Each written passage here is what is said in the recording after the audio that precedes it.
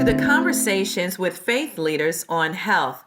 This series looks to be a tool specifically for faith leaders of any background looking to serve a variety of communities through either developing or sustaining an already established health ministry. I am your facilitator, Reverend Krista Forbes, and this series is hosted by Our Health Ministry and was developed in partnership with Morehouse School of Medicine's National COVID-19 Resiliency Network. Our Health Ministry is where faith, health, technology, and community intersect to provide trusted information, tools, and connections that support faith-based organizations. We will look to have a variety of conversations with faith leaders who serve different denominations and who are interested or involved with health ministries. Today, I will be joined in conversation with Denise Grant, Operations Manager with a healthcare system in San Bernardino County, California, and has also been an ordained elder in the Pentecostal tradition for 11 years. Hello, Ms. Grant. How are you today? Good evening. I'm doing well. Thank you. Please call me Denise. Oh, certainly will. Thank you so much, Denise. Well, thank you so much for joining us in this conversation. And I just can't wait to speak to you because you have such an interesting background. You know, you've been an elder in the Pentecostal tradition for 11 years, which is significant in and of itself. But you also have this health background. So when you think about having a viable health ministry, because many of our viewers are thinking about starting health ministries, what resources would you identify as being most beneficial in getting them started? That's a great question, Krista. I think that it's very important to be involved with stakeholders and with organizations that can educate congregations and people as it relates to their health. And so it's also important to be involved with healthcare plans that can provide some of the resources financially, so to speak, for congregants and the community in order to be educated about some of the health issues that are prevalent today. Mm-hmm. Yes, very, very great points. In your role as a healthcare administrator, and one who also, again, serves in ministry leadership, what suggestions would you make to leaders of health ministries who are looking to actually partner with healthcare providers? We've heard a lot since COVID and the pandemic, these collaborations, right? Where healthcare providers are reaching out to churches. So what would you suggest to those health leaders? I would suggest that they would look at at a variety of different items in terms of involving their congregation with in improving their health. I believe that spirituality and health is deeply connected. And so in all areas, you talk about physical, emotional, psychological, and even financial health. And it's very important that they integrate those aspects with their congregants and people that they're getting involved with. And those are stakeholders as well. What suggestion would you make to health leaders and to faith leaders who are looking to get started with these health ministries, and they're also looking to partner with healthcare providers?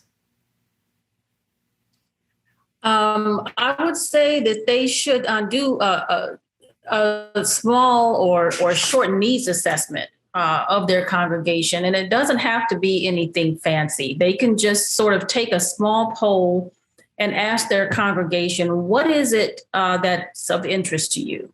what do you think would benefit you? I know there is in the Black church tradition, there are many challenges with overcoming some of our health myths, I'll call it, and overcoming some of the trust issues that the community has. And it also has to start from the top down.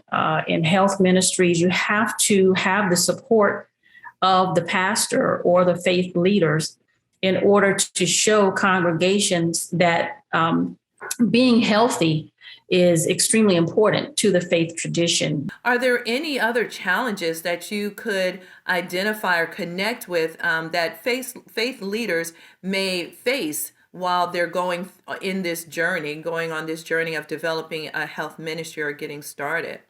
A lot of times what ends up happening with our congregation, they don't want to believe that it's necessary to take care of themselves holistically and take care of themselves as it relates spiritually and how all of that is connected together. I think that it's important. I believe it's important that possibly some group work could be done. I was speaking with a provider about a week ago here in California related to some shared medical appointments, she called it, and group work as it relates to lifestyle changes, diabetes, heart disease, and health maintenance, and lifestyle management as it relates to maybe weight, body mass index, getting IFOBs in order to detect cancer, colorectal cancer, those kinds of things. Well, my final question to you, because I can talk to you all day, but this last question, I was thinking about, and particularly you as a health administrator, the past 2 years.